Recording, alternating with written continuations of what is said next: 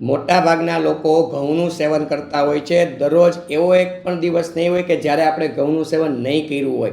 અને ઘઉંમાં શું શું આવે તો કે ઘઉંની રોટલી, ઘઉંની ભાખરી, પછી ઘઉંના લોટમાંથી બનતી મેંદાની બ્રેડ, આ બધું આપણે લોકો ક્યાંક ને ક્યાંક એનું સેવન કરતા હોઈએ છીએ। પરંતુ આપણે એ તો જાણતા નથી કે ઘઉંનું સેવન કોણે ન કરવું જોઈએ। અને ઘઉંની અવેજીમાં બાજરો છે, જુવાર છે, મકાઈ છે, રાગી છે, આ પ્રકારના ધાન્યો પણ ખાવા જોઈએ। તો સૌ પ્રથમ કે ઘઉંનું સેવન કઈ કઈ વ્યક્તિઓએ ન કરવું જોઈએ। તો ઘઉંમાં કયા કયા પોષક તત્વો હોય છે તો કે ઘઉંમાં હોય છે પ્રોટીન, કાર્બોહાઈડ્રેટ અને ફેટ। મુખ્યત્વે આ ત્રણ પોષક તત્વો હોય છે। તો જે પ્રોટીનની વાત કરું તો પ્રોટીન ગ્લુટેન નામનું પ્રોટીન ઘઉંમાં હોય છે અને સારી માત્રામાં હોય છે।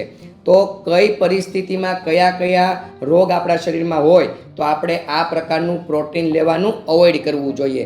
જેમ કે આપણને પેટમાં દુખાવો હોય, પેટમાં દબદબો હોય, ગેસની સમસ્યા વધારે માત્રામાં થતી હોય અને ડાયરિયા એટલે કે ઝાડા વારંવાર જવું પડતું હોય કે વધારે પડતું કબજિયાતની સમસ્યા હોય તો આવી પરિસ્થિતિમાં ગ્લુટેન આપણું શરીર જો પચાવી ન શકે તો આ સમસ્યામાં વધારો થઈ શકે છે।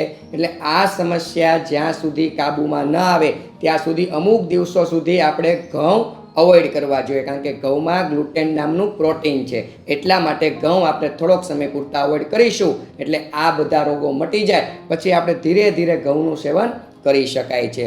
બીજું કે ઘઉંમાં કાર્બોહાઈડ્રેટ હોય છે।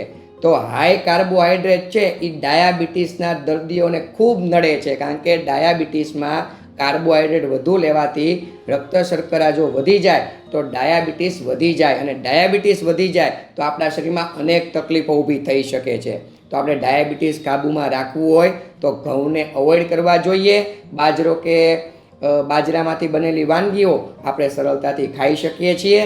તો બાજરો આપણે અપનાવવો જોઈએ ડાયાબિટીસના દર્દીઓએ અને ઘઉં બને ત્યાં સુધી અવોઇડ કરવા જોઈએ।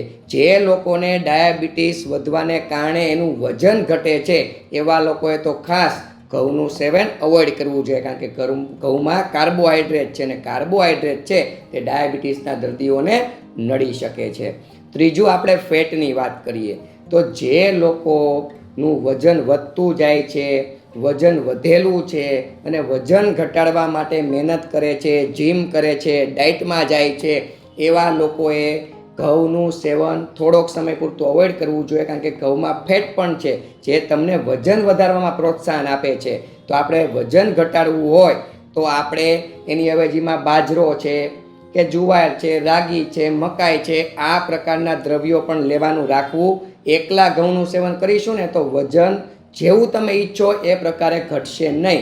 એટલે વજન ઘટાડવું છે તો ઘઉં એકદમ ઓછી માત્રામાં લેવા જોઈએ। બસ એટલું ધ્યાન રાખીએ, સમજી વિચારીને આપણે ઘઉંનું સેવન કરીએ તો આપણા શરીરમાં રોગો આવતા નથી અને જે રોગો આવ્યા છે એને મટાડવામાં આપણને સરળતા રહે છે। આપ સૌને મારા પ્રણામ। જય ધન્વંતરી।